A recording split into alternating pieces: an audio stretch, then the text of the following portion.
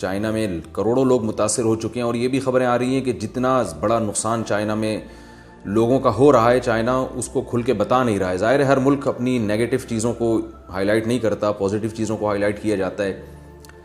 کئی شہر اس کی لپیٹ میں آ گئے ہیں اس وائرس کی، اور کئی لوگوں کی اموات ہو چکی ہیں، اور اس بات کا خطرہ ہے کہ مزید لاکھوں لوگ موت کا شکار ہو سکتے ہیں۔ تو چائنا اس موقع پہ کیا کرتا ہے، کیا کرے گا، کتنا ڈر رہا ہے، کتنا نہیں ڈرنا چاہیے وہ تو چائنا جانے اور چائنا والے جانے۔ لیکن چونکہ چائنا پاکستان کا پڑوسی ملک ہے اور ہم مسلمان ہیں،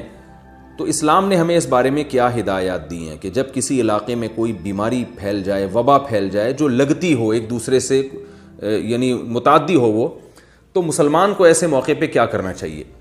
کیا گھبرانا چاہیے، ڈرنا چاہیے؟ بعض لوگ کو بیماری سے نہیں مرتے، ٹینشن سے آدھے ہو جاتے ہیں وہ۔ تو ہمیں اس معاملے پہ کیا کرنا چاہیے، ہماری شریعت نے ہمیں کیا احکام دیے ہیں؟ تو یاد رکھیے اسلام کے اس بارے میں بہت واضح ہدایات موجود ہیں۔ رسول اللہ صلی اللہ علیہ وسلم کے دور میں طاعون کی بیماری پھیلا کرتی تھی جو اسی طرح متعدی تھی، تو آپ صلی اللہ علیہ وسلم نے اس بارے میں ہمیں ہدایات دی ہیں، اور علماء کہتے ہیں اس سے صرف طاعون مراد نہیں ہے، کوئی بھی ایسی بیماری جو ایک دوسرے سے بہت تیزی سے پھیلتی ہو، لگتی ہو، تو اس بارے میں شریعت کے وہی احکام ہیں جو طاعون کے بارے میں۔ سب سے پہلی حدیث حضرت عائشہ رضی اللہ تعالی عنہ کی۔ حضرت عائشہ رضی اللہ تعالی عنہ فرماتی ہیں کہ رسول اللہ صلی اللہ علیہ وسلم نے فرمایا، عذاب یبعثہ اللہ علی من یشاء وان اللہ جعلہ رحمۃ للمؤمنین لیس من احد یقع الطاعون فیمکث فی بلدہ صابرا محتسبا یعلم انہ لا یصیبہ الا ما کتب اللہ لہ الا کان لہ مثل اجر الشہید۔ صحیح بخاری کی حدیث ہے، رقم 5402۔ تو اس حدیث میں رسول اللہ صلی اللہ علیہ وسلم نے فرمایا کہ اصل میں یہ ایک عذاب ہے جو اللہ تعالیٰ جس قوم پہ چاہتے ہیں مسلط کر دیتے ہیں،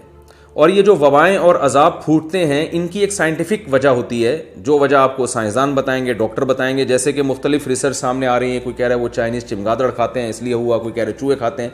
ہمیں اس سے غرض نہیں ہے کہ چمگادڑ کھانے سے ہوا ہو یا کتے بلی کھانے سے یا چوہے کھانے سے ہوا ہو، تو یہ جو ہے کہ وہ کس ایک سائنٹیفک وجہ ہے کہ وہ، جیسے میں نے عرض کیا کہ چمگادڑ کھانے سے ہے یا کچھ اور کھانے سے، یہ تو ایک میڈیکلی ایک وجہ ہو سکتی ہے۔ لیکن رسول اللہ صلی اللہ علیہ وسلم کی ایک حدیث ہمارے پاس موجود ہے جس سے پتہ چلتا ہے کہ کسی بھی آزمائش کی یا کسی بھی بیماری کی میڈیکلی وجہ تو ہوتی ہے، لیکن وہ وجہ بھی اللہ کے حکم سے ہوتی ہے۔ بھئی اللہ جب چاہیں کسی بیماری کو کا کوئی بھی سبب بنا کے وہ بیماری پھیلا دیں۔ تو ایسی بیماریاں جن کا پہلے وجود نہیں ملتا، نبی صلی اللہ علیہ وسلم نے فرمایا کہ لم تظہر الفاحشۃ فی قوم قط حتی یعلنوا بها الا فشا فیہم الطاعون والاوجاع التي لم تکن مضت فی اسلافہم الذین مضوا۔ ابن ماجہ کی روایت، حدیث نمبر 4019۔ فرمایا جب کسی قوم میں بے حیائی پھیلتی ہے، اور کھلی بے حیائی، کھل کے سب کی ساری دنیا کے سامنے جو قوم بے حیائی کرنا شروع کر دے، تو آپ صلی اللہ علیہ وسلم نے فرمایا کہ پھر اس قوم میں ایسی بیماریاں پھیلتی ہیں، طاعون جیسی، اور اس کے علاوہ ایسی تکلیفیں پھیلتی ہیں جو ان کے پہلے لوگوں نے کبھی دیکھی بھی نہیں ہوتی۔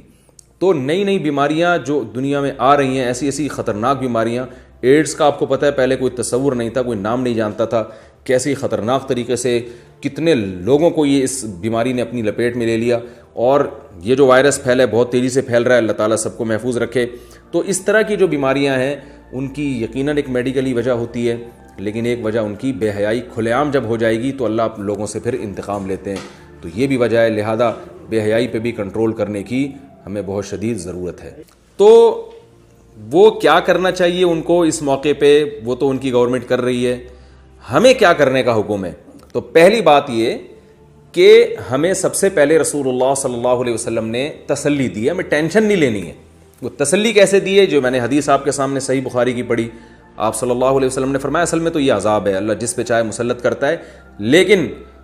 کہ اللہ نے اس کو رحمۃ للمؤمنین، مومنین کے لیے رحمت بنا دی ہے۔ رسول اللہ صلی اللہ علیہ وسلم نے ارشاد فرمایا کہ مسلمان کو جو اللہ پر ایمان رکھتا ہے، اس کو ایک کانٹا بھی اگر چبھتا ہے تو اس کے بدلے میں بھی اس کا گناہ معاف ہوتا ہے۔ ایسی کوئی وبا اگر پھیلتی ہے تو یہ وہ لوگ جو صبر کرنے والے ہیں، اللہ کی تقدیر پر راضی رہنے والے ہیں، ان کے لیے پھر یہ عذاب نہیں ہے، بلکہ ان کے لیے اللہ کی رحمت ہے جو ان کے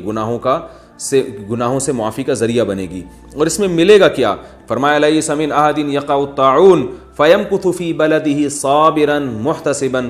جو بھی مسلمان ہو اس کے علاقے میں, اس کے شہر میں اگر ایسی کوئی وبا پھیل جائے اور وہ اس علاقے سے بھاگے نہیں بلکہ اللہ سے صبر کی امید, یعنی اللہ سے